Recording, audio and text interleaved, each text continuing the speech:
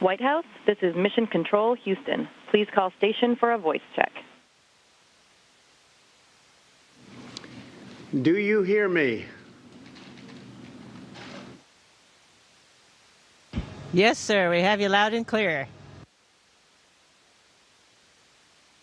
Well, that's what we like. Great American equipment that works. And this isn't easy.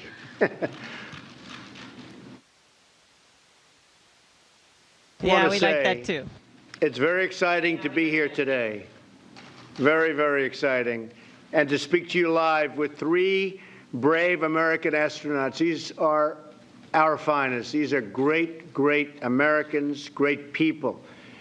Two join us from orbit aboard the International Space Station, Commander Peggy Whitson and Colonel Jack Fisher. And Peggy Whitson has been setting records, so we're going to talk about that very soon.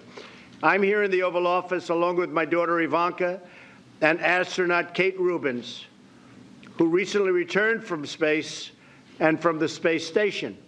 Together we are being joined by students all across America, thousands and thousands of students who are learning. They're learning about space, learning about a lot of other things. And they're watching this conversation from the classroom. And all over, we have astronauts and we have everybody. We're flying right now 17,000 miles per hour.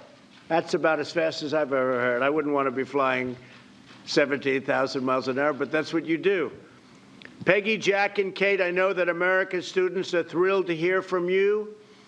But first, I want to say that this is a very special day in the glorious history of American space flight.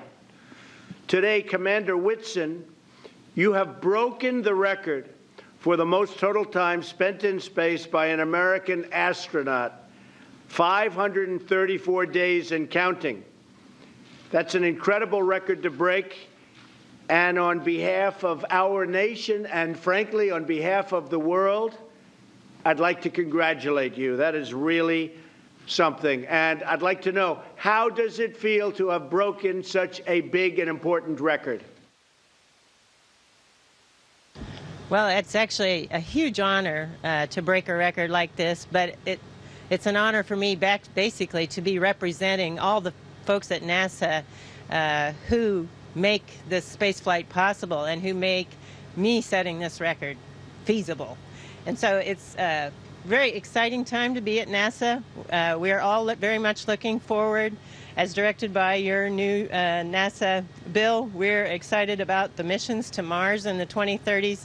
And so we're actually physically have hardware on the ground that's being built for the SLS rocket that's going to take us there. And of course, the hardware being built now is going to be for the test flights that will eventually get us there. But it's a very exciting time, and I'm so proud of the team.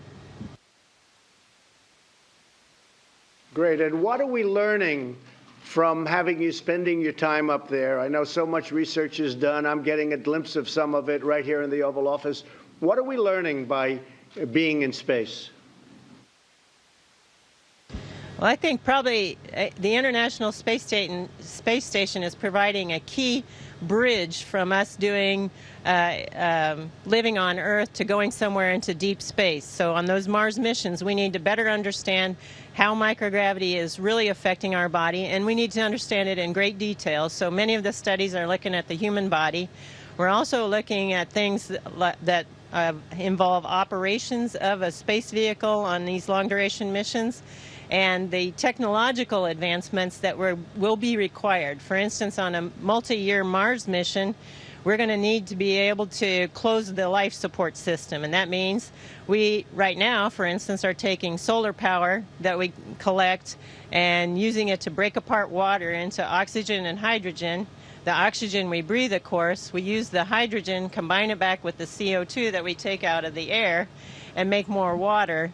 But water is such a precious resource up here that we also are cleaning up our urine and making it drinkable, and it's really not as bad as it sounds. Well, that's good. I'm glad to hear that. Better you than me. I will say, Colonel Fisher, you just arrived, and how was your trip? Complicated, easy? How did it go?